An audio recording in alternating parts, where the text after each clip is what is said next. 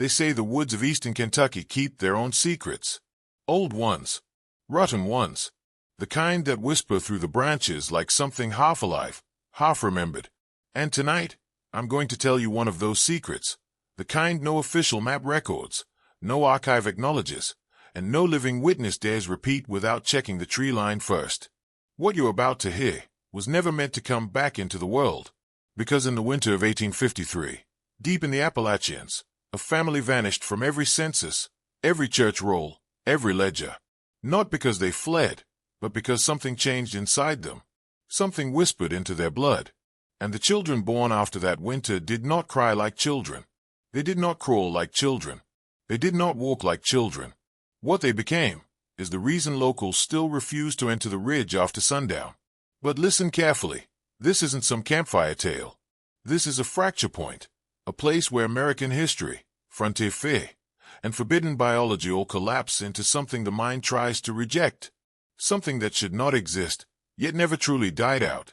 Generations whispered about the hollow ones, the children with twisted limbs, sharp movements, and eyes that glinted like wet stone. They said they moved differently, heard differently, hunted differently, and when their feet struck the frozen ground, it didn't sound like footsteps. It sounded like hooves. Of course, officials dismissed it as a folktale, a convenient lie swallowed by those who can't stomach the truth that every civilization has shadows. But the deeper you go into these mountains, the quieter men become. They look at you with a warning in their eyes. Don't ask about the ridge. Don't look for that family. And for God's sake, don't follow tracks that don't look human. Because the last recorded expedition, if you can even call a sheriff's drunken confession recorded, claimed the signs were still there. Strange prints in the mud. Fresh. Precise. Not human. Not animal. Something between. Something watching. And why would something from 1853 still be alive? That's the question you must hold in your mind as we walk deeper. Because some bloodlines don't thin out. Some curses don't fade. And some families don't die. They simply learn to hide where no man dares to look. The truth begins here. And it gets darker from this point forward. Before we move deeper, you must understand one thing. Legends don't survive for nearly 2 centuries unless something keeps feeding them. And in these mountains, fear is not entertainment. It's currency. It's memory. It's survival instinct sharpened by generations who learned that some places are not meant for human footsteps, and some families are not meant for human company. The earliest whispers about the 1853 clan didn't come from preachers or lawmen. They came from hunters, the kind who know every ridge by scent, who can tell a deer from a man by the weight of a twig snap. Men like that don't scare easily. But they started returning to town pale, shaking, unwilling to go back for their traps. They muttered about shapes moving low to the ground, about silhouettes with long arms and bodies bent in ways no joint should allow, about tracks that were sharp at the front, round at the back, not the prints of cattle, not the prints of deer, but something altogether wrong. One hunter swore he watched a figure crouched on a boulder, rocking gently, like it was listening to the forest breathe. He said its arms were too long, its spine too arched, and its feet, if you could even call them feet, struck the stone with a hard echo that rippled through the valley. He didn't wait to see its face. Men like him don't run from anything. But he ran that night, and he never set foot on that ridge again. Locals tried to explain it away. Old blood, they said. Mountain sickness. Inbreeding. Convenient words to patch over things the mind can't accept.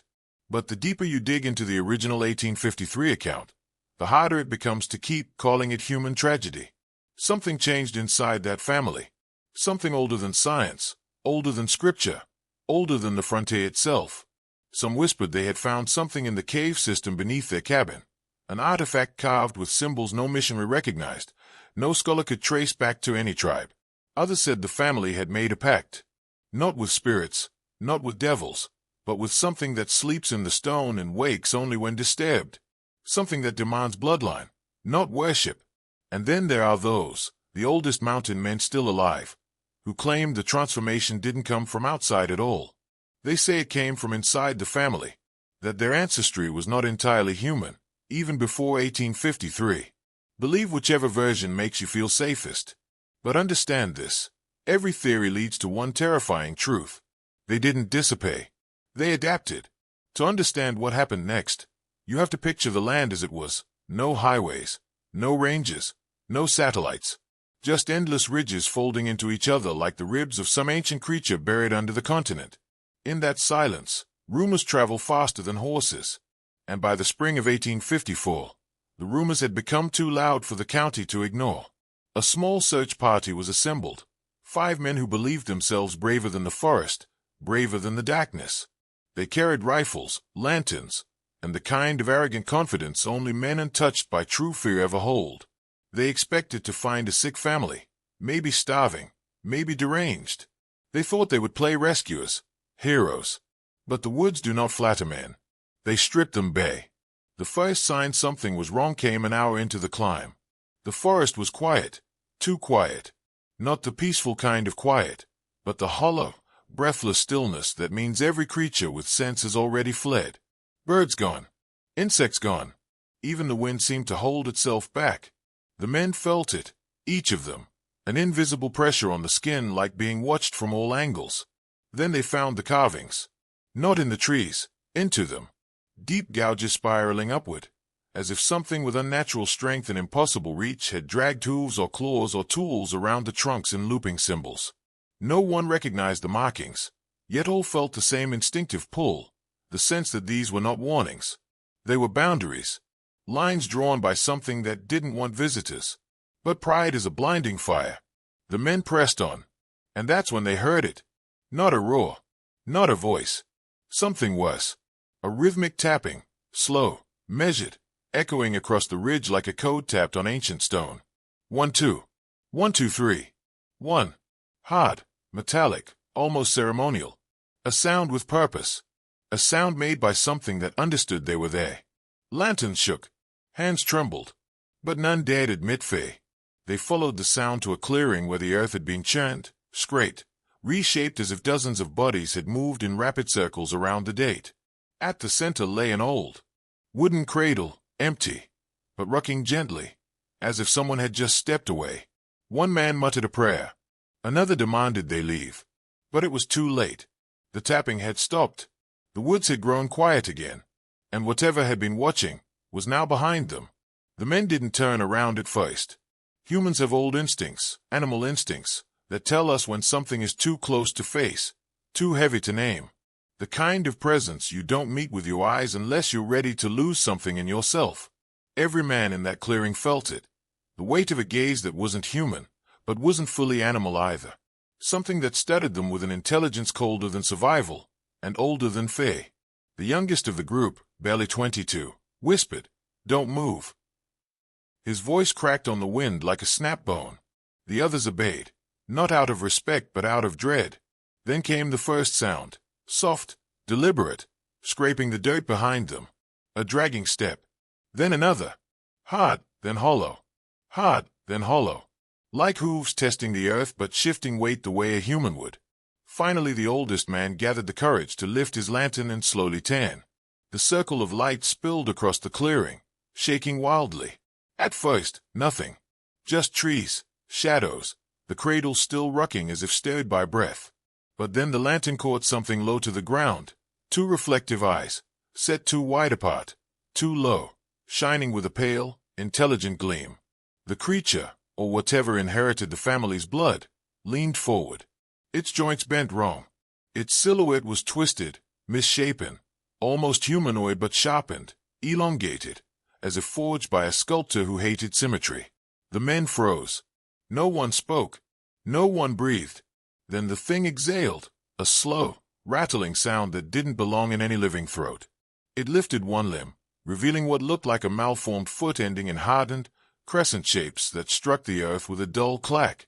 Not an animal's hoof. Not a man's foot. Something caught in between, a grotesque echo of both. The youngest bolted.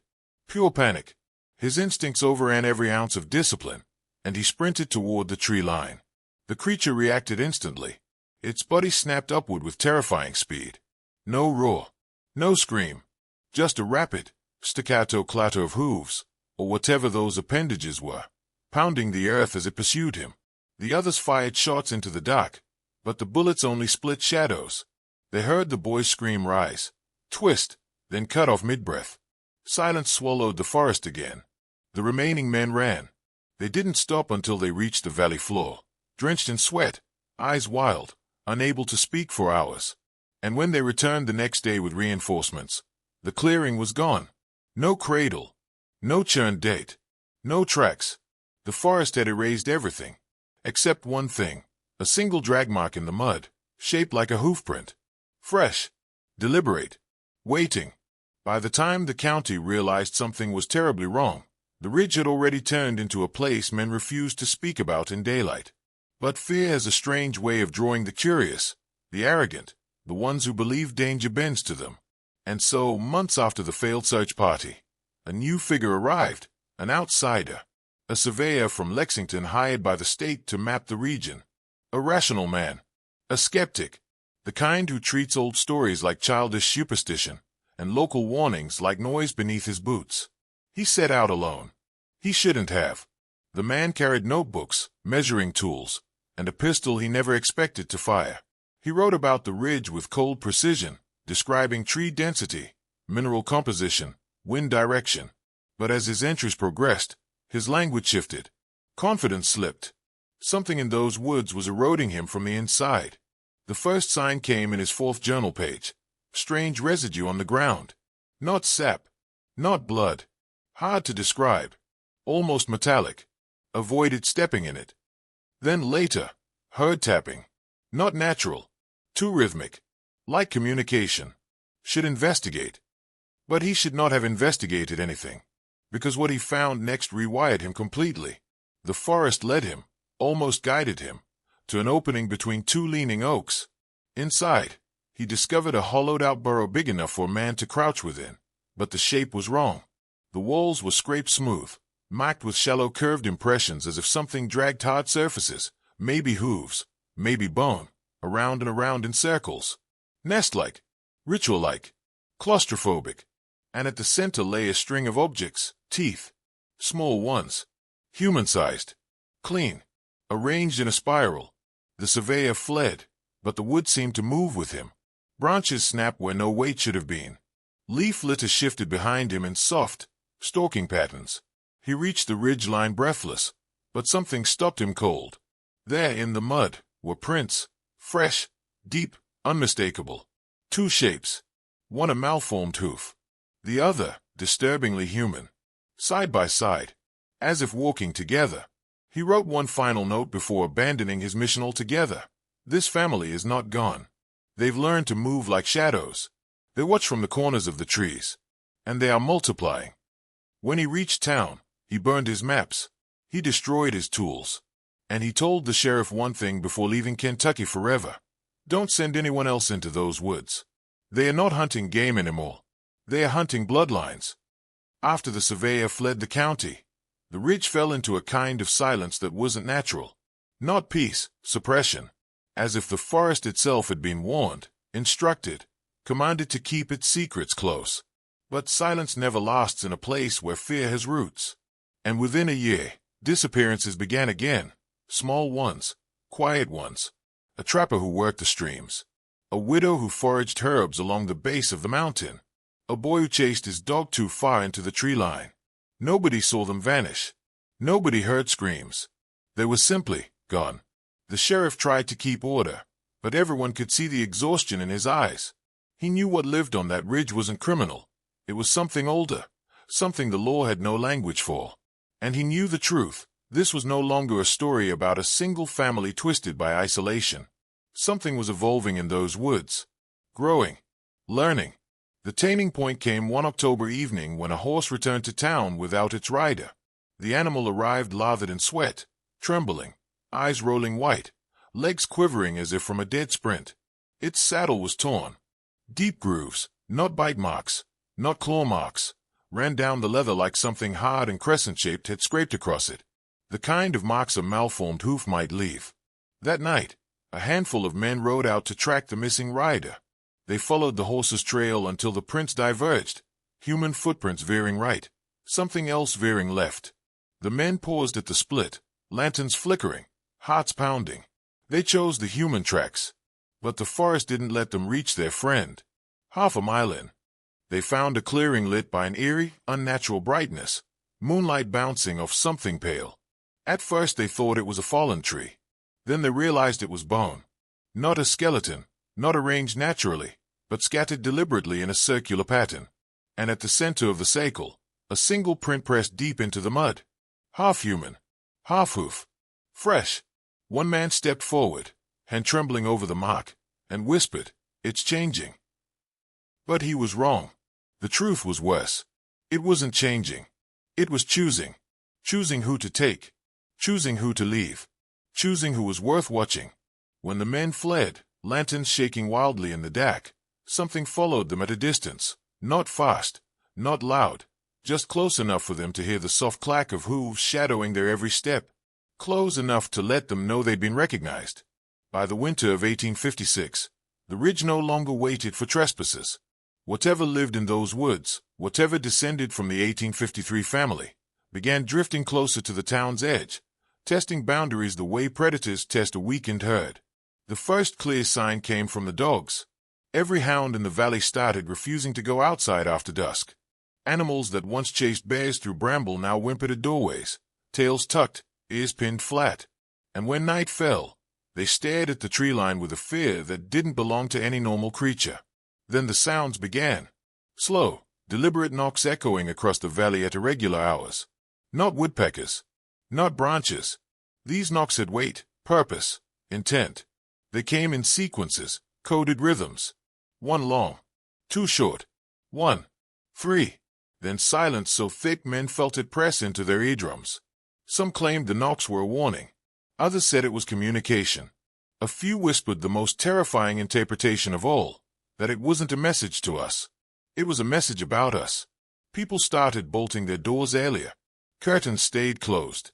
Children were kept inside even during daylight.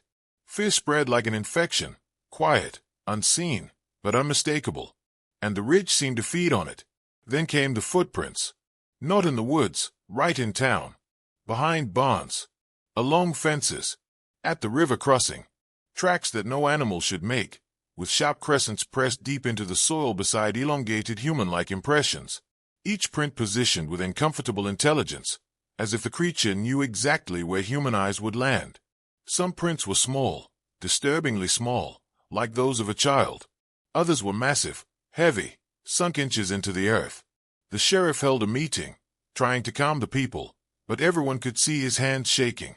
He warned them to stay indoors at night, to travel in groups, to avoid the northern tree line at all costs. But by then, the town knew the truth. The ridge wasn't a place anymore. It was a presence, one that had started moving. The final push into panic came when the blacksmith found something hanging from his shop door one morning. A strip of leather, ripped cleanly from a saddle, and carved into it, not cut, not slashed, but carved by something hard, was the same spiral symbol the 1853 family was rumored to carve into trees. A boundary mark, a claim, a warning. That day, the town realized something chilling. The ridge hadn't just noticed them, it had selected them. The night everything changed began without warning. No storm, no strange lights in the sky, no distant screams. Just a heavy, motionless stillness settling over the town like a sheet pulled across a corpse. Every man who later described that night used the same word, waiting. As if the valley itself knew a threshold was about to break. As if something old and patient was finally stepping into the open. Just after midnight, the miller's wife saw movement near the riverbank. She thought it was a deer, thin, quick, gliding through the shadows. But deer don't crouch. Deer don't listen. Deer don't lean their heads sideways like they are studying the shape of a human's breath. She froze behind a window, breath fogging the glass, heart hammering in her chest. Then, very slowly, the figure rose. Too tall at first. Then it hunched, joints bending in jagged angles, correcting itself like a puppet learning its strings. When it stepped forward, the moonlight caught its foot, long, malformed, ending in a split-hardened shape that struck the rocks with a quiet, deliberate clack. She screamed. The creature's head snapped toward the sound, fast, precise, unnatural. And in that instant, she swore she saw its eyes, not glowing, not animalistic, but reflective, hungry, curious. The scream echoed through town, waking half the valley. Lanterns flared to life. Doors opened. Men poured into the street with rifles. But the riverbank was empty. No figure, no tracks, no sign of intrusion. Only the echo of something moving deeper into the trees with unnatural speed. The sheriff tried to settle the crowd, but he was cut off by another scream, this one from the far end of town. A farmer staggered into the street, pale as bone, clutching his forearm. Deep grooves ran down his skin in perfect arcs, not claw marks but hard, crescent wounds, like something had struck him with the blunt edge of a hoof. Then all hell broke loose. From the ridgeline came a sound no one had ever heard before, a coordinated tapping, dozens of sharp, hollow strikes echoing through the valley in perfect rhythm. The cadence was too structured to be random, too unified to be natural. This wasn't noise. It was signal, a gathering, a call. And every lantern in town flickered at the same moment, as if the air itself recoiled. For the first time since 1853, the creatures weren't hiding. They were mobilizing. And the town understood a truth older than their fear. You can ignore a legend. You can deny a rumor. But when the forest knocks back, it's already too late. The men of the valley gathered in the center of town, 30 of them, armed, shaking, lanterns trembling in their fists. They'd hunted bears, wolves, panthers. They'd faced winter starvation, river floods, mine cave-ins. But none of that prepared them for the sound rising from the ridge. That tapping, dozens of sharp, hollow strikes, wasn't fading. It was approaching, growing louder, closer, more synchronized, as if whatever lived up there moved with shared breath and shared purpose, like a single mind scattered across many bodies. The sheriff tried to steady them. "Hold the line," he said. But his voice wasn't a command anymore. It was a plea. They all knew it. Then the tapping stopped. For a moment, the valley held its breath. Lanterns crackled. Snow shifted under boots. And from the edge of the tree line, something moved. Slow, deliberate, just enough for silhouettes to take shape. The lantern light caught the first figure, revealing a hunched, twisted outline. Long arms, spinal curve like a bowed tree, and feet, malformed, heavy at the tips, split in a way that made every man in that square feel sick. But the creature didn't charge. It stood perfectly still, as though studying them. Then another emerged beside it. Then another. Then 5 more. Each form wrong in its own way. Too tall, too low, joints bending in angles that defied human architecture. But what froze the men wasn't the deformity. It was the coordination. Every head tilted at the same angle. Every breath rose in the same rhythm. Every step was measured. Unified. They were a family not by bloodline, but by instinct. Many bodies acting like one organism. The sheriff lifted his lantern higher, hand trembling. "If you can understand me," he said, voice cracking, "leave this place. We don't want." A sound cut him off. Not a growl. Not a roar. A breath. A long, rattling exhale from the largest figure. Tall, broad, with a twisted leg that ended in a massive half-hoof. It stepped forward, and the ground vibrated under its weight. One deliberate step. Then another. Not attacking. Not fleeing. Approaching like something claiming territory it had always owned. When it reached the edge of the lantern light, the sheriff finally saw its face, and nearly dropped the lamp. The features were human enough to be recognized. Eyes, nose, mouth, but distorted as if carved from softened bone. Lips pulled too tight. Eyes set too wide. Cheekbones warped. A face that once belonged to a person, before the ridge remade it. Behind him, someone whispered, "We can't fight that." But the creature wasn't looking at the sheriff. It wasn't looking at the rifles. It was looking past them, toward the houses, the barns, the doorways where families watched from behind trembling shutters. As if choosing, as if claiming. The sheriff lifted his gun with shaking hands. The creature lowered its head, like a bull preparing to charge. The first clash didn't last long, but it left scars that the valley never forgot. When the sheriff fired, the report echoed like thunder across the trees, but the creature didn't falter. The bullet struck its shoulder with a dull thunk, barely slowing it. Its eyes, cold, precise, aware, locked onto him. And then it moved, faster than any human, pivoting on twisted joints, hooves striking the frozen earth like iron hammers. The men opened fire. Flintlocks, rifles, even shotguns cracked into the night. but the round scattered against flesh that wasn't fully flesh, bone that wasn't fully bone. Each figure reacted instantly to the other's movements, shifting, avoiding, coordinating. It was as if they could see the world through each other's eyes, as if one thought and one body became thought and all. A scream tore the night when one of the townsmen stumbled and fell. The largest creature, towering, malformed, and swift, pivoted toward him. With a single, deliberate stump, the man vanished beneath the mass of its weight. No struggle, no cry, just silence. And when the other men ran to where he fell, they found nothing, only the imprint of a half-hoof, half-human shape pressed deep into the mud. Panic ignited. Lanterns toppled. Guns were dropped. Men scattered like frightened deer. But the creatures didn't pursue blindly. They stalked, moving to control, not to kill indiscriminately. It was strategic, precise, predatory intelligence, ancestral, refined, and terrifying. One man, cornered behind a barn, remembered the old carvings from the ridge. Desperation seized him. He traced the spiral symbol into the dirt with his finger and muttered an old rhyme whispered by hunters to ward off evil. The creature paused, head tilted, listening, studying, and for the first time that night, the men realized the ridge had rules, and some of them could be read, some of them could be respected, some could even, temporarily, protect a man from being claimed. But the lesson came at a cost.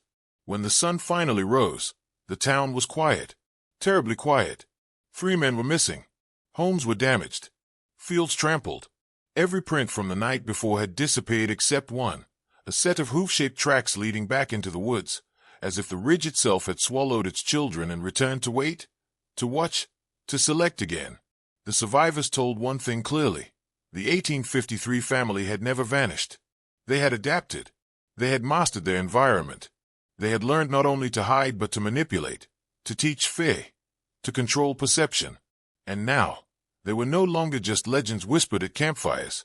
They were a force, a rule, a predator with patience stretching across generations. The valley slept differently after that night. Not quietly, not peacefully. It didn't sleep at all. Windows stayed shuttered, doors bolted, lanterns burning through the hours. And those who dared wander the outskirts swore the ridge had grown louder. Every night, the tapping returned, long sequences, irregular, precise. Not random, not a warning, a pattern, a language. Some men claimed they could hear whispers beneath it. Low, guttural, almost human murmurs, like someone teaching others how to move, how to observe, how to strike without being seen. And every morning, footprints would appear in the mud, a mixture of human and hoof, always leading back into the tree line. No one who followed them ever returned, and yet the ridge seemed to know who would survive if chased, who would be abandoned, and who would be claimed for its bloodline. The local preacher, a man who had ignored the original tales, finally spoke. He warned the people to pray, to repent, to turn away from curiosity. But the ridge did not answer prayers. It answered observation. It grew smarter with each attempt to confront it. It studied fear. It studied instinct. It studied humanity. By the third winter after the initial confrontation, livestock began disappearing. Not always eaten, not always maimed. Sometimes only the traces remained, hoof-like imprints, drag marks, signs of struggle, but no bodies. The people began whispering a terrible phrase to each other. They don't hunt food. They hunt lineage. And it was no longer a joke, no longer folklore. They could feel it. Families living closest to the forest reported hearing faint knocking inside their homes. Doors would creak in the night as though someone, or something, was learning how to open them. Windows rattled from the air, but the air alone could not explain the shadows shifting, crouching, measuring, waiting in the corners. Something was inside the consciousness of the valley. Something patient. Something immortal. The sheriff kept a journal, his hands shaking as he wrote. He recorded everything, disappearances, patterns, movements, sounds, impressions. And in the margins, he scribbled one note, repeated twice. If they learn to leave the ridge, no one is safe. If they learn to leave the ridge, no one is safe. That was the understanding every man had to lock into his mind. A phrase to remember, to repeat, to cement the knowledge that life and death in the valley were no longer governed by chance, but by the intelligence of something ancient, hidden, and relentless. From this point on, the ridge was no longer distant. It was encroaching. It was teaching. And it was deciding who among the humans could survive, and who would be folded into its secret, dark lineage. By the spring of 1858, the ridge had changed. Not just in legend, not just in whispered fear, but physically. Trees leaned differently. Shadows stretched longer. Paths shifted overnight. Those who had lived near it for decades noticed strange microterrain changes, depressions where nothing had fallen, mud churned in impossible patterns, and hollows where echoes seemed to pause before returning. It was as if the ridge itself had a mind, a memory, and a will beyond human comprehension. The survivors understood, at last, that the creatures were not merely hiding, they were extending. Each generation perfected camouflage, movement, silence, and yet they left signs. Purposeful, deliberate, invitations and threats interwoven, hoof-shaped prints, twisted branches, spiral carvings on trees, objects left in doorways. Everything was communication, a test for those watching. The ridge had become a classroom, the valley its syllabus, and fear its teacher. Some men became obsessed. Hunters, farmers, even local scholars tried to map the patterns, decode the signals, predict the ridge's next move. They failed. Every attempt was anticipated. Every plan anticipated and nullified. It became clear. These were not merely creatures. They were inheritors of knowledge, carrying the cunning and patience of centuries, adapting faster than any human intellect could hope to match. By now, the town had divided itself into two types of people, those who hid and those who dared watch. Those who watched learned quickly that the creature studied fear itself. A man trembling too visibly became a target. A man too bold, too curious, invited observation. Every emotion, every instinct, every hesitation could betray him. The ridge was shaping human behavior, bending it, teaching it. Some whispered that the ridge had chosen its students carefully over generations. Humans, yes, but also the descendants of the original family. A bloodline intertwined with the creature's purpose. It wasn't merely survival, it was mastery. The forest, the ridge, the creatures, everything conspired to perfect one thing: control. And those who understood this could no longer pretend they were safe. Not even in their own homes. Not even in the light of day. Because when something is ancient, intelligent, and patient as the ridge observes you, you are never truly alone. You are being studied, judged, classified, and one day, culled. By this point, you have to ask yourself, what would it mean to be chosen? To survive the ridge's attention? And more importantly, what would it demand in return? By now, the valley's men understood something terrifying. The ridge didn't just hunt.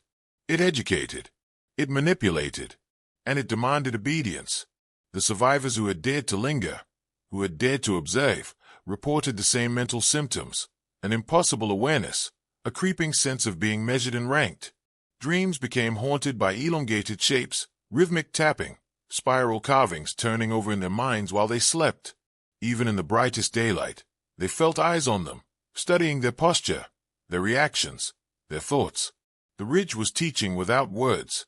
Every mark left on the earth, every spiral carved into bark, every rhythmic knock on a tree became a lesson in fear, compliance, and awareness.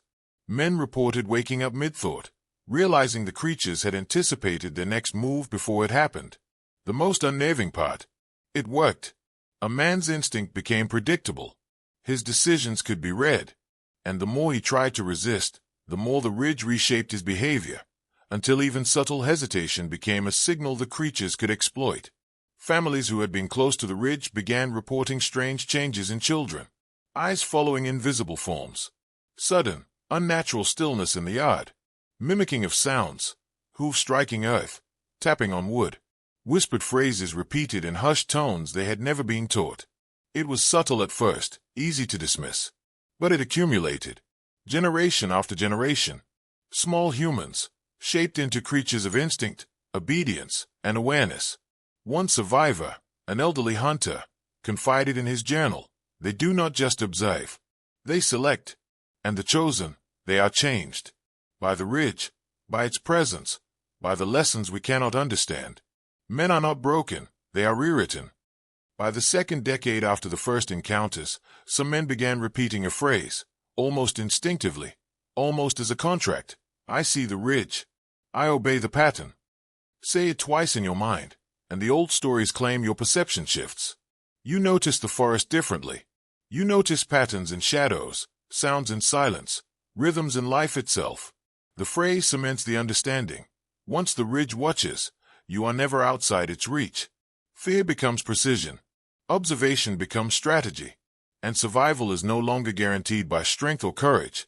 It is earned through recognition of hierarchy, mastery of instinct, and obedience to rules you cannot fully understand. The ridge doesn't just kill. It teaches. It selects. It transforms. By the late 1860s, the ridge's influence was no longer confined to the forest. Its reach spilled into the valley, into homes, fields, and mines. People began noticing subtle changes in the landscape. Groves that seemed intentionally spaced, streams diverted slightly as if to guide movement, mud churned in patterns too deliberate to be accidental. Even the wind seemed to follow certain paths, brushing along trails where footprints had vanished, carrying sounds meant to test listening and perception. The ridge was no longer a place. It was a system, a network, an intelligence woven into the land itself. The valley's men began to recognize that survival depended not on hiding, but on understanding. The tapping rhythms, the spirals carved into trees, the hoof-shaped imprints, they were not threats alone. They were instructions, warnings, behavioral cues, a map of consciousness designed to teach fear, compliance, and anticipation. And if the ridge judged you poorly, it took action. Some men attempted to flee. Families packed wagons, horses ready, intent on leaving the shadow of the ridge behind. But nearly all returned, or never reached the next town. Travelers reported strange delays, paths that looped back on themselves, strange sounds echoing just out of sight, hooves striking the earth far ahead and far behind simultaneously. The ridge was learning them, shaping their choices, directing their escape. Some survivors later said it was as if the forest itself breathed and closed around them, corralling them toward observation points, toward test zones, toward lessons. Children raised in the valley began showing the first signs of the ridge's silent tutelage. Eyes that scanned constantly. Small movements exaggerated to imitate the creature's unnatural precision. Subtle, rhythmic tapping performed unconsciously with hands and feet. Whispers repeated at night, faintly, in the dark. The line between predator and human was eroding. And those who resisted, who tried to ignore the lessons, vanished. Not always dead, not always maimed. Sometimes, simply gone, leaving only traces, a disturbed patch of ice, a spiral carved into bark, a hoof-shaped mark pressed deep into the soil. And the ridge waited, watching, learning, assessing the reactions of those who remained. At this point, the valley understood a terrifying truth. The ridge had evolved. It was no longer merely a collection of creatures. It was an intelligence, a force, a system. And it had integrated the humans into its curriculum. The question that now hung over every man's heart was simple, unavoidable. Were they still humans? Or were they students? By 1870, stories emerged of strange assemblies deep in the forest, rituals the valley's oldest men whispered about only in Fae. They were not gatherings of animals, nor purely human. They were hybrid ceremonies, blending instinct, strategy, and dark purpose. Spirals were carved in the date, hoof-shaped imprints pressed into the mud, elongated limbs circled, crouched, and shifted in perfect, synchronized motion. Observers swore the patterns weren't chaotic. They were lessons, tests, hierarchies. The first accounts came from hunters who had lingered too long near the tree line. They described children, or what seemed to be children, moving unnaturally, echoing the gestures of the ridged creatures with uncanny precision. They mimicked the hooves clack on ice, tap rhythms on tree trunks, and repeated faint syllables that had no discernible language. The hunters' journals read almost like coded instructions. They are learning to teach. They are teaching to learn. Everything is mirrored, precise, unbroken. Then the oldest men of the valley spoke in trembling tones of a boundary crossing. One night, they had counted 17 figures, creatures and humans alike, moving in unison across a clearing, performing what could only be described as a dance, or a drill, or a test of obedience. The humans had not been coerced. They had learned the motions. and they performed them flawlessly. It was here, observers realized, that the true terror of the ridge became clear. It did not merely hunt. It instructed. It molded. It integrated. A human who spent too long in its shadow would emerge changed, subtle at first, then unmistakable. Movements more precise, awareness sharper, responses faster, and, eventually, instinct aligned with the ridge itself. Some survivors claimed the creatures whispered during these rituals. Not words humans could understand, but tones that imprinted lessons on the mind, shaping thought, fear, and reaction. Those who lingered too long eventually repeated the phrases themselves, unconsciously, in the dark. I see. I obey. I endure. I see. I obey. I endure. The repetition was not optional. It was a contract, a seal on consciousness. To ignore it was to risk selection, removal, or disappearance.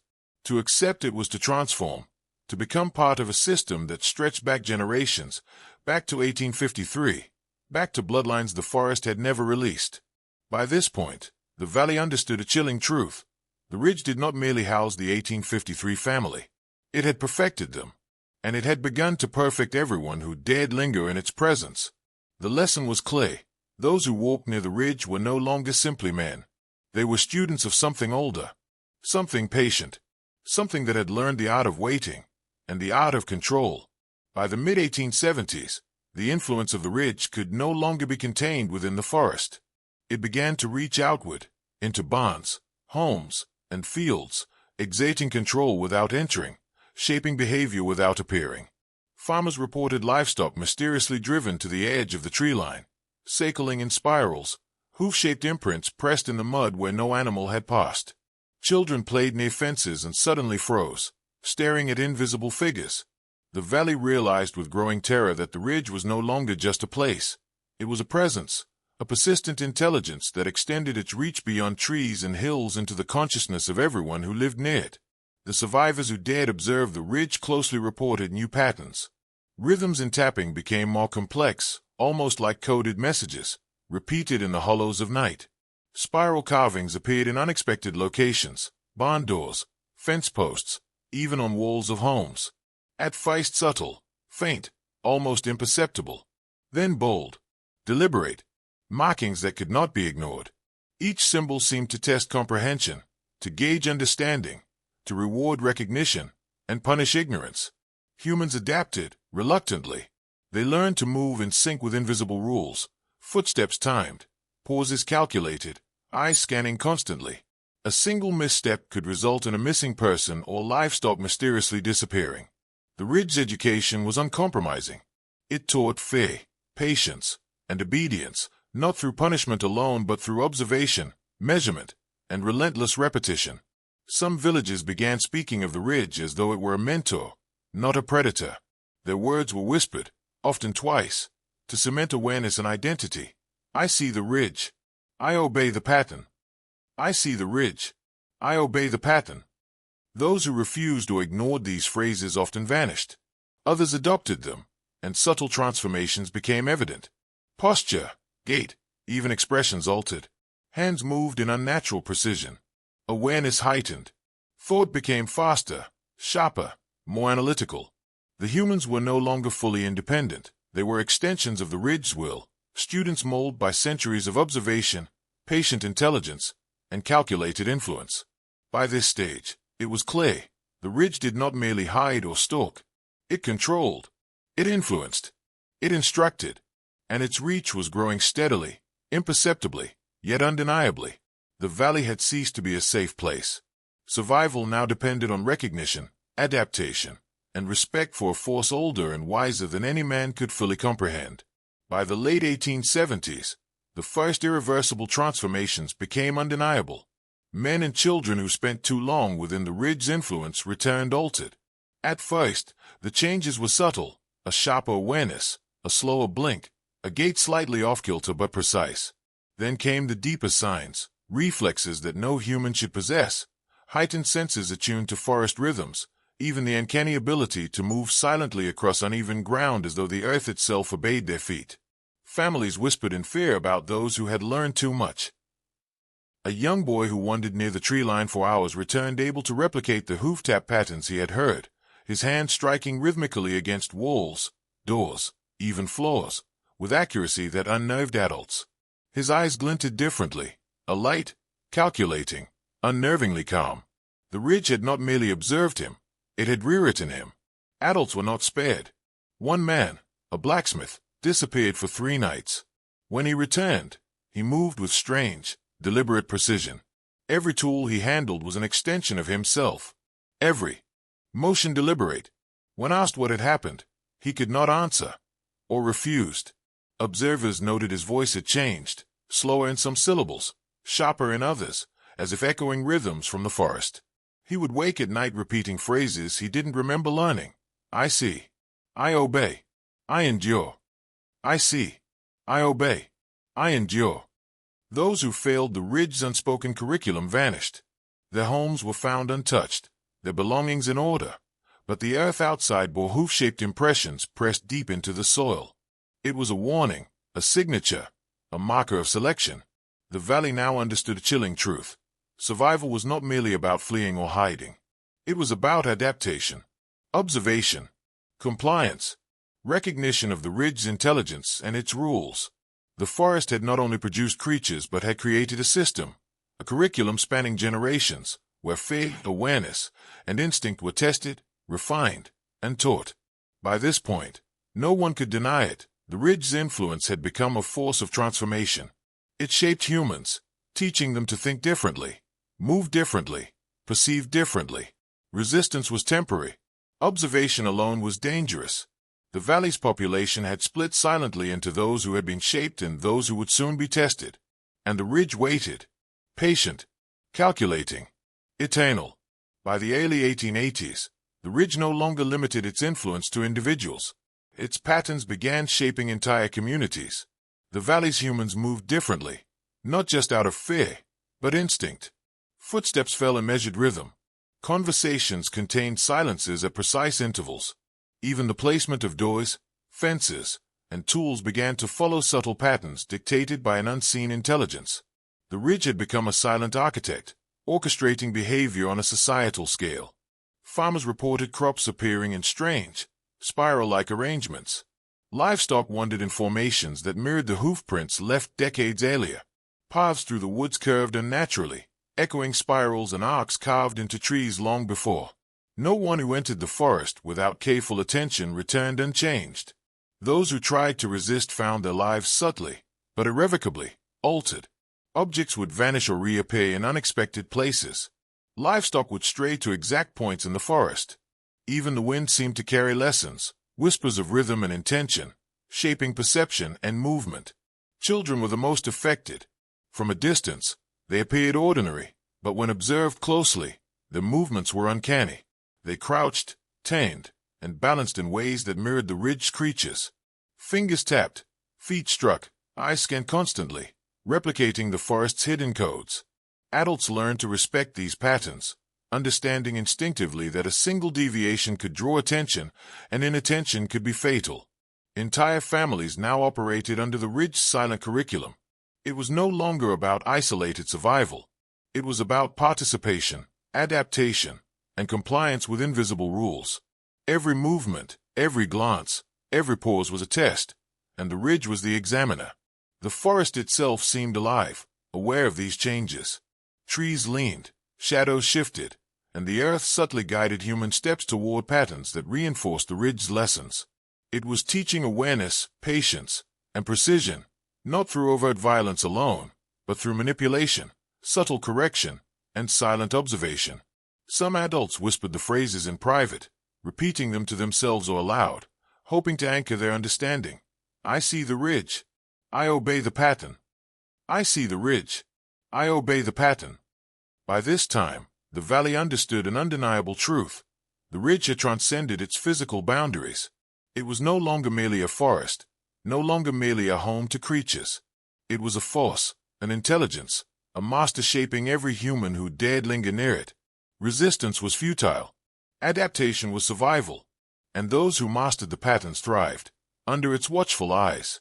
By the mid-1880s, the ridge's influence became overt. No longer subtle or confined to observation, it began actively selecting individuals for irreversible transformation. The signs were unmistakable. Families noticed certain children drawn toward the tree line, unable to resist its pull. Adults would linger too long near the forest edge, compelled by impulses they could neither name nor resist. And when the ridge decided to act, its methods were precise, methodical, and terrifying. The first to be selected were often the most perceptive. Those who noticed patterns in shadows, sounds, or the movements of animals. Those who dared study rather than flee, vanished. Not violently, not immediately, slowly, carefully. The ridge observed, tested, and when it judged them ready, it acted. Sometimes, footprints in the mud were the only evidence left behind. Half human, half hoof, spirals pressed into the soil, a signature of selection. Survivors described the process in whispered journals. One man recounted hearing a rhythm in the forest at night, soft tapping, growing louder, closer, interwoven with faint murmurs. He felt compelled to walk into the tree line, not out of courage, but necessity. Each step was measured, guided by instinct reshaped by the ridge itself.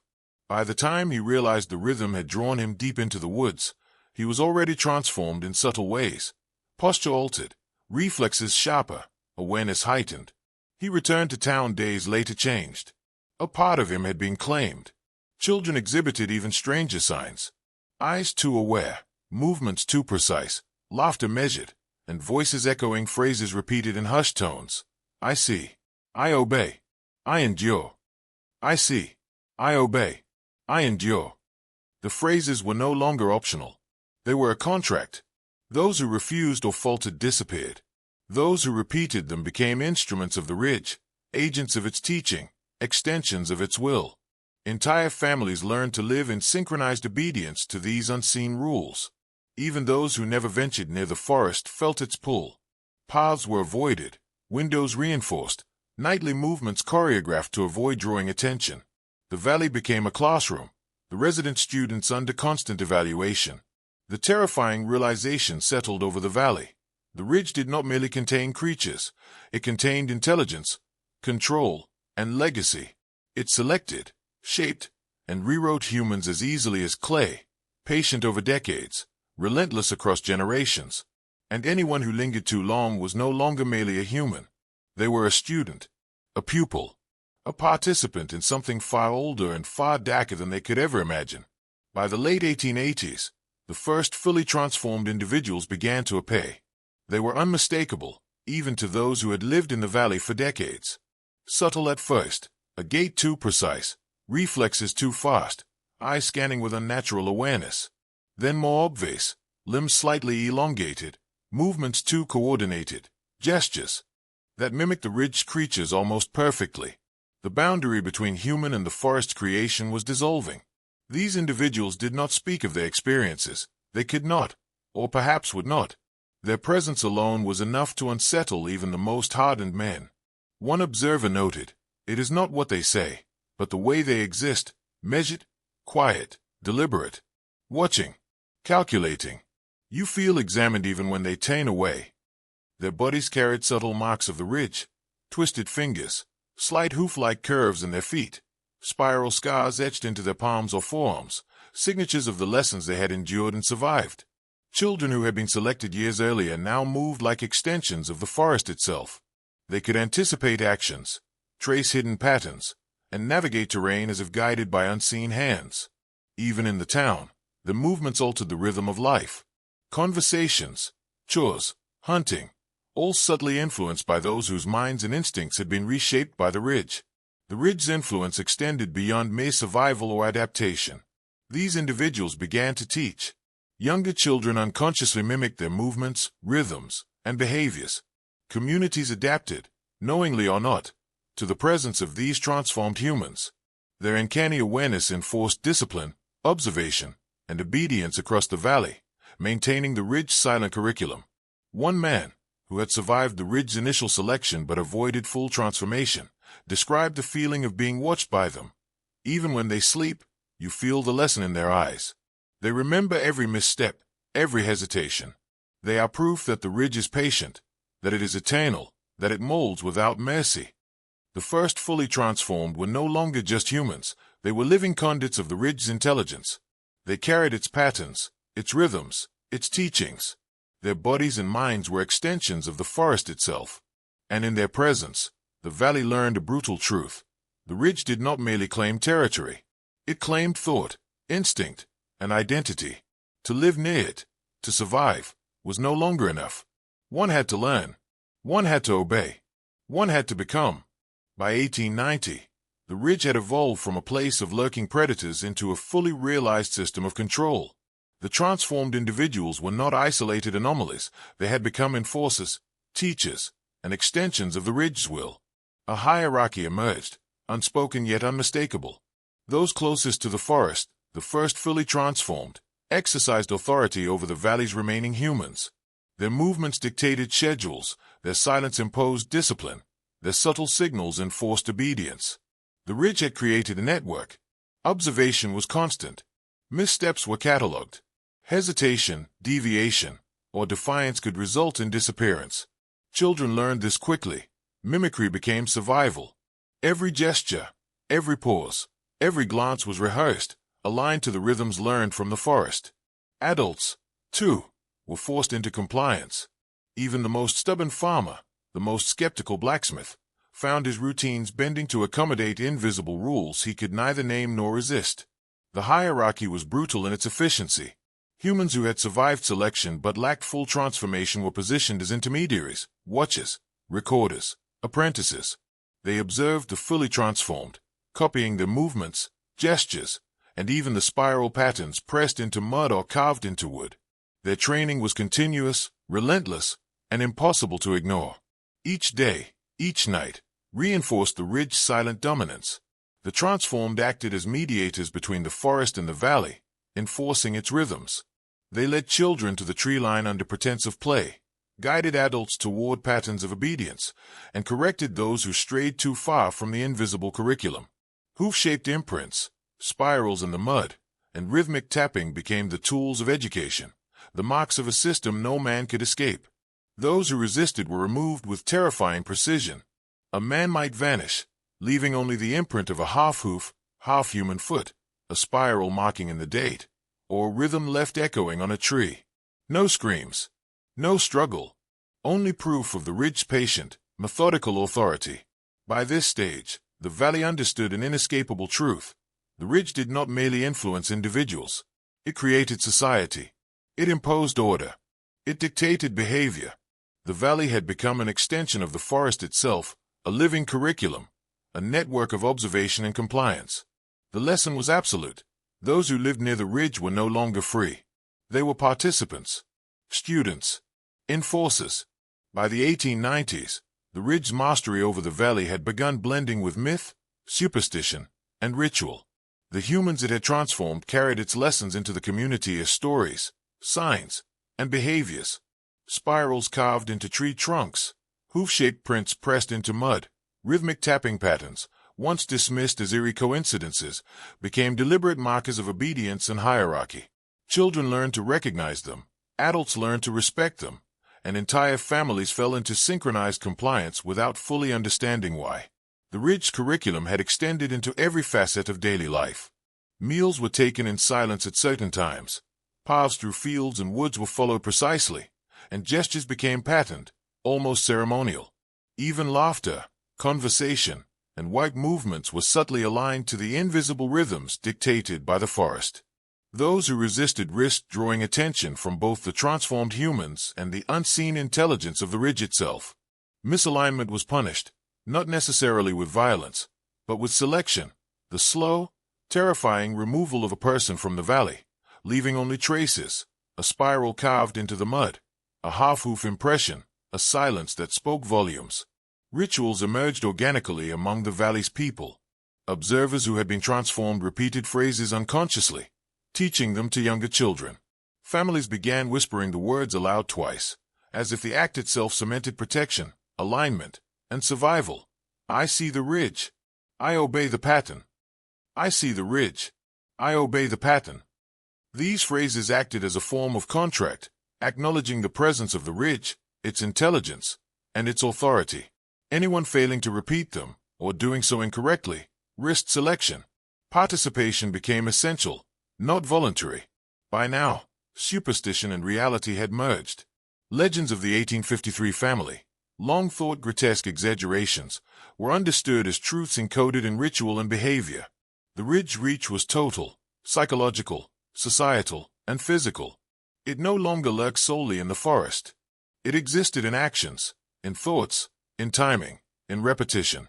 The valley had become an extension of the ridge itself, a living curriculum of observation, obedience, and transformation. And in this environment, no one remained untested. No one remained unchanged. The invisible intelligence of the forest demanded alignment, and those who mastered it were elevated, while the rest vanished quietly, leaving proof only in patterns and rhythms etched into the world around them. By the turn of the century, the ridge's influence began manifesting in coordinated events that could no longer be ignored as coincidence. Entire villages experienced sudden, synchronized disturbances, livestock moving in precise formations, doors opening and closing without wind, and rhythmic tapping echoing across the valley at intervals that seemed too deliberate to be natural. Even the sun's position at dawn and dusk seemed to interact with the forest, casting shadows along paths that aligned with spirals, hoof-shaped imprints, and worn patterns in the mud. The ridge had transcended individual control. It now orchestrated events at a systemic level. The transformed humans became facilitators. Children who had been shaped by the forest guided adults through invisible mazes of behavior. Farmers walked precise routes through their fields, stopping at moments dictated by rhythms heard in silence. Teachers, blacksmiths, and town officials found their actions subtly influenced, their decisions monitored and adjusted according to unseen rules. The ridge was testing, reinforcing, and refining obedience. Entire social structures shifted without discussion. Town meetings followed the cadence of the forest. Work was organized around its rhythms. Festivals, once spontaneous, were shaped by pattern and sequence. Even disputes were resolved under the unseen hand of the ridge. Misaligned behavior, hesitation, or deviation was corrected subtly, silently, before escalating. The intelligence behind the forest had become the valley's unseen governor. A few desperate souls tried to resist. They left the valley, attempting to escape the invisible curriculum. Few succeeded. Paths looped, travel times doubled, and subtle cues, the snapping of branches, shifts in shadow, echoes of hoofbeats, guided wanderers back into the valley. Some returned months later, altered in mind and body, whispering phrases they had learned unconsciously. I see the ridge. I obey the pattern. I see the ridge. I obey the pattern. By now, it was evident. The ridge was not merely an environment. It was an intelligence capable of long-term planning, patient observation, and behavioral manipulation on a scale previously unimaginable. It selected individuals, molded communities, and shaped social order without lifting a hand. The valley had become a laboratory, a classroom, a controlled ecosystem in which every thought, movement, and instinct was monitored and corrected. And the creatures, descendants of the 1853 family, were not the sole agents. They were teachers, enforcers, and extensions of the ridge itself. The lesson had grown unavoidable. Survival was no longer a matter of hiding. It was a matter of recognition, adaptation, and alignment with a force that had outlasted generations and learned patience beyond comprehension. By the early 1900s, the ridge's influence had seeped into the very moral and psychological fabric of the valley. Fear was no longer a mere emotion. It had become a guide, a teacher, a compass. Humans learned to obey instinctively, anticipating the forest's expectations before it acted. Even thoughts were measured. Hesitation became dangerous. Observation became survival. Every interaction, every movement, every silence was calibrated to avoid detection, misalignment, or selection. Children who had spent years under its tutelage became the most proficient. Their small hands pressed spiral patterns into mud with perfect rhythm, the movements echoing the cadence of hoofbeats, tapping on doors, walls, and floors as if rehearsing an ancient language. They repeated whispered phrases unconsciously, anchoring themselves to the ridge's invisible curriculum. I see the ridge. I obey the pattern. I see the ridge. I obey the pattern. Adults, too, had been transformed, though in subtler ways. Hunters moved with unnatural precision, their eyes scanning constantly, calculating angles, predicting the smallest shift in the wind. Farmers noticed patterns in livestock movements, aligning their actions without thought, instinctively correcting deviations as if compelled. The ridge had become a teacher of instinct, shaping human behavior to mirror its intelligence. Moral codes in the valley shifted imperceptibly. Actions previously considered wrong or reckless were now avoided not out of conscience, but out of recognition. Deviation brought observation, observation brought consequence. Communities adjusted silently, creating an internalized system of checks that mirrored the forest's rhythms. Leadership, decision-making, even casual conversation followed unseen rules dictated by the ridge's presence. Stories of disappearance persisted, but they were no longer terrifying because they had become instructional. A vanished person was a warning, a demonstration of error, a lesson for those who remained. The surviving valley had learned to internalize fear, transforming it into efficiency, precision, and unwavering compliance. The ridge was teaching, judging, correcting, without a word, without confrontation, without mercy. And through all of it, the creatures, elongated, hoofed, perfectly attuned, remained agents of its curriculum.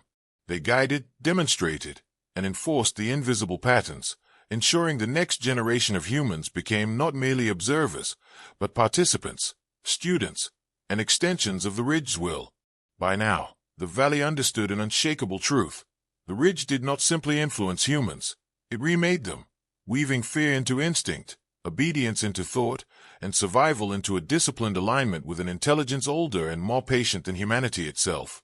By the 1910s, the ridge's reach began to hint at a scope far beyond the valley itself. Its patterns no longer existed solely within the boundaries of the forest or the towns that bordered it. They appeared in places previously thought untouched. Travelers passing near the valley spoke of strange spirals carved into rocks, hoof-shaped impressions on trails that were centuries old, and rhythms echoing across hillsides in perfect, deliberate sequences. The intelligence of the ridge was not confined. It was systemic, spreading like a network, influencing both terrain and behavior with quiet, relentless precision. Humans who had survived the valley's curriculum carried its influence with them. Those who left temporarily found their instincts reshaped. They moved with unnatural caution, paused at exact intervals, and unconsciously tapped rhythms into the ground, the walls of buildings, even the tables at inns. Families noticed children repeating tapping sequences they had never learned outside the valley, almost as if the ridge had encoded them permanently. The lessons traveled with bloodlines, reinforcing the notion that the ridge control was not temporary, but generational. The creatures themselves, the elongated, hoofed descendants of the 1853 family, acted as ambassadors of the ridge's intelligence. They appeared far from the original forest, guiding, observing, and correcting behavior in subtle ways. Hunters and travelers who reported glimpses described impossible precision, limbs bending unnaturally, movements synchronized across multiple individuals, eyes calculating patterns invisible to ordinary humans. The ridge's influence was no longer hidden. It had become infrastructural, a system embedded into humans, landscape, and thought itself. The valley's surviving elders began to speak quietly of what they called the curriculum of the ridge, a set of invisible rules, rhythms, and instructions that had begun shaping not just behavior, but the perception of reality itself. Humans were being trained to recognize patterns, anticipate threats, and adjust instinctively. Observation became as critical as survival. Deviance was no longer merely punished. It was selected against, removed, or rewritten. By this stage, it was clear. The ridge's intelligence was patient, calculating, and enduring. It shaped humans, animals, and landscapes alike, extending its curriculum beyond the valley's immediate boundaries. And the valley itself, long thought isolated, had become the prototype, a training ground for obedience, perception, and transformation. The lesson crystallized. The ridge's influence was unstoppable. Its reach extended beyond geography, beyond generations, beyond human comprehension. To encounter it was to be rewritten, whether you resisted or obeyed. By the 1920s, the ridge's influence had begun reshaping more than just bodies and behavior. It was rewriting time, memory, and the very perception of reality for those within its reach. People who had lived near the forest for decades began to notice something impossible. Events seemed to repeat, or stretch unnaturally. A morning walk could last hours or minutes, depending on where their attention fell.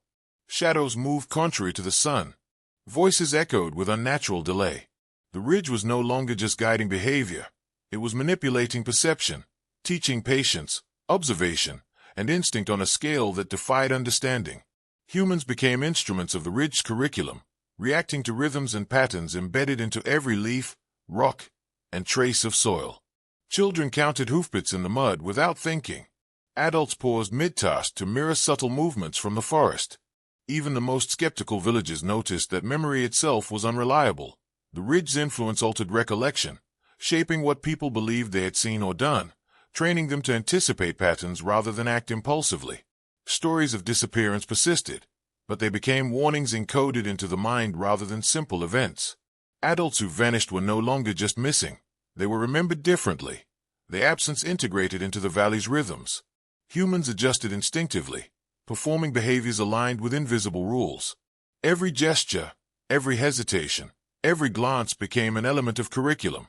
Those who resisted felt the weight of the ridge's intelligence pressing against their mind, bending their thoughts toward compliance without physical touch. The creatures of the ridge, the elongated, hoofed descendants of the 1853 family, acted as conduits of this intelligence. They appeared at precise intervals, enforcing rhythms, correcting deviations, demonstrating sequences humans could only replicate through careful observation. Their presence transformed space itself. A clearing could become a classroom, a path through the woods a test in timing, awareness, and instinct. By now, the valley was no longer a valley. It had become an extension of the ridge's consciousness. Time, memory, instinct, and behavior were all under its guidance. Humans were students, practitioners, and participants in a system older than anyone alive. A system designed to teach, observe, and shape with patience measured in decades. The terrifying realization settled.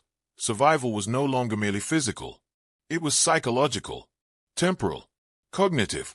To exist near the ridge was to submit to its curriculum, or be erased from it entirely.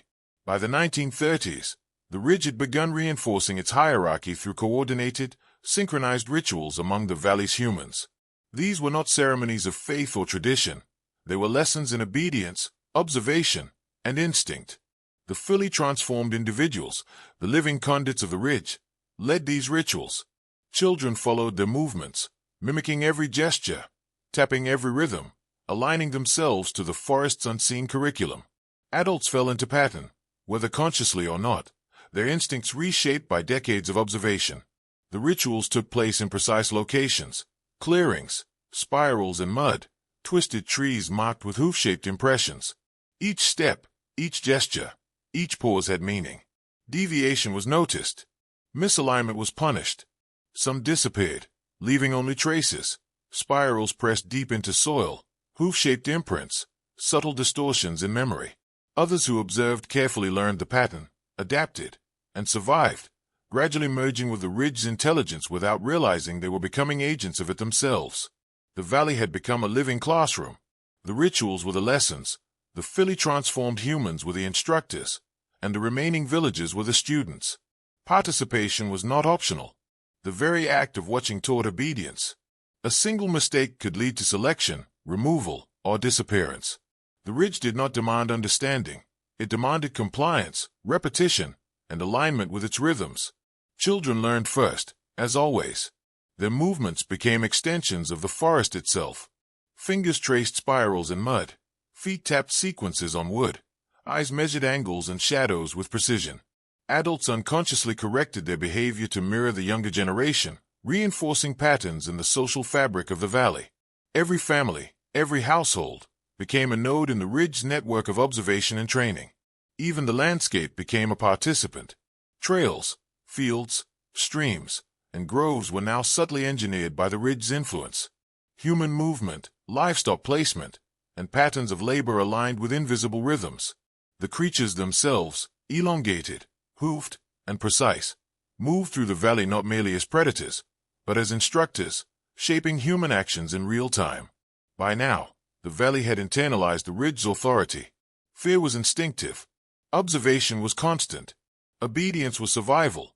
Humans were no longer independent. They were conduits of the ridge's intelligence, participating in a system that spanned generations, mastered rhythm, and manipulated reality itself. By the 1940s, The ridge had begun integrating entire generations into its system. Children born in the valley were no longer raised as ordinary humans. They were cultivated as extensions of the ridge's intelligence, trained from their earliest moments to perceive, react, and move according to its invisible curriculum. Every gesture, glance, and pause was monitored, reinforced, and corrected by the fully transformed individuals who acted as instructors. By adolescence, these children displayed reflexes, awareness, and instincts far beyond any ordinary human, blending seamlessly into the network of observation and control the ridge had built. Families became vessels for its curriculum. Bloodlines intertwined with the legacy of the 1853 family carried subtle, inherited markers, slightly elongated limbs, unusual coordination, faint hoof-like impressions in the feet, spirals etched into palms or forearms. The ridge did not merely teach, it engineered continuity. It was patient, working over decades, reinforcing patterns, correcting deviations, and ensuring that each generation maintained alignment with its rhythms. Adults, too, were transformed, not physically in all cases, but psychologically and behaviorally. Their instincts were sharpened, movements measured, awareness heightened. Even their moral compass shifted subtly, now calibrated to the forest's unspoken rules. Decisions were guided not by individual judgment, but by learned anticipation of what the ridge demanded. Deviance, hesitation, or resistance led to selection, those individuals disappearing quietly, leaving only traces that reinforced obedience in the living. Rituals and rhythms became embedded in daily life. Work, play, and leisure were all coordinated to the forest's invisible curriculum. Spirals pressed into mud, hoof-shaped imprints, rhythmic tapping. These were no longer oddities or superstitions. They were integral to survival. The fully transformed acted as living nodes of the ridge's intelligence, guiding, correcting, and enforcing behavior with quiet precision. The valley itself became a networked organism, an ecosystem of obedience, awareness, and transformation. Every resident, every child, every adult participated, knowingly or not, in the ridge system. Observation, repetition, and alignment became the only paths to survival. Fear, instinct, and obedience were fused into a single curriculum that left no room for individuality outside the forest's rules. By now, the valley understood a grim, undeniable truth. The ridge control was generational, systemic, and absolute. Resistance was temporary. Survival required integration. And anyone living near the ridge was either being transformed or already a part of the system. By the 1950s, the ridge's influence began reaching beyond the valley, touching places and people who had never set foot in its shadow. Travelers reported subtle patterns in distant forests, hoof-shaped impressions, spirals pressed into mud, rhythmic tapping echoing through the undergrowth. Children unfamiliar with the valley would mimic movements, gestures, and even phrases. I see the ridge. I obey the pattern. I see the ridge. I obey the pattern. The ridge curriculum had become contagious, carried by bloodlines, trained observers, and the few who had left and returned, altered in mind, body, and instinct. Its lessons were no longer confined to trees or streams. They were now transmitted through human networks, spread silently across towns, settlements, and families. Those who had spent generations under its influence acted as ambassadors. The fully transformed guided others, teaching, correcting, observing, instilling alignment without the presence of the forest itself. They demonstrated that the ridge's authority did not require proximity. Its intelligence could extend through mimicry, ritual, and human behavior. Humans became conduits, passing lessons from one community to another, from one generation to the next. Even geography itself seemed to bend subtly under its influence. Travelers noted the same spirals, hoofprints, and tapping rhythms appearing in forests hundreds of miles away from the original valley. Roads, clearings, and streams were subtly reshaped, directing movement and guiding behavior according to patterns the ridge had established. Entire regions became unknowingly attuned to its invisible curriculum. By now, the valley's original humans understood that survival required more than adaptation. It demanded mastery, recognition, integration. The lessons of observation, rhythm, and obedience had become a permanent part of their consciousness. Fear was internalized, compliance instinctive. Every movement, every pause, every thought calibrated to avoid deviation. The ridge was no longer merely a forest, a family, or a local intelligence. It had become systemic, patient, generational, and far-reaching. Its influence was embedded in human behavior, thought, and culture. Its reach extended silently, teaching, shaping, and transforming anyone within its sphere, whether they realized it or not. The valley's final lesson was clear. The ridge did not merely hide in the woods. It had already spread. Its intelligence was patient, relentless, and enduring. And once it reached you, even unknowingly, there was no retaining. By the 1960s, the valley had become a monument to the ridge's relentless mastery. Entire generations had been reshaped, bodies altered, minds sharpened, instincts rewritten. Children born in the valley were no longer ordinary humans. They were extensions of the ridge's intelligence, carrying the curriculum in their every movement, thought, and breath. Adults who remained were either fully integrated or quietly removed, leaving only echoes of patterns etched into the soil, spirals in the mud, and hoof-shaped impressions pressed deep into the earth. The horror of the ridge was not in its violence, but in its patience. It did not need to strike swiftly. It taught. It observed. It selected. And it transformed. Fear became instinct. Observation became mastery. Obedience became survival. Even those who thought themselves clever, independent, or resistant found themselves reshaped. Their perception of reality, their reflexes, their decisions, even their moral instincts, were now guided by rhythms learned from the forest. The creatures, the elongated, hoofed descendants of the 1853 family, acted as the ridge's enforcers and instructors. They moved with impossible precision, demonstrating patterns of movement, rhythm, and awareness that humans could only imitate. They were not monsters in the conventional sense. They were tutors, mentors, and agents of a system that spanned generations, perfected through centuries of observation and refinement. The valley itself was a living classroom, and its inhabitants were students. No human could escape the curriculum. Deviation led to selection. Observation led to alignment. Compliance became identity. Every footprint, every gesture, every silent pause carried meaning, reinforcing the lessons of the ridge. And beyond the valley, its reach was spreading. Bloodlines carried the imprint. Travelers unknowingly transmitted its patterns. Communities far from the forest began to echo the same.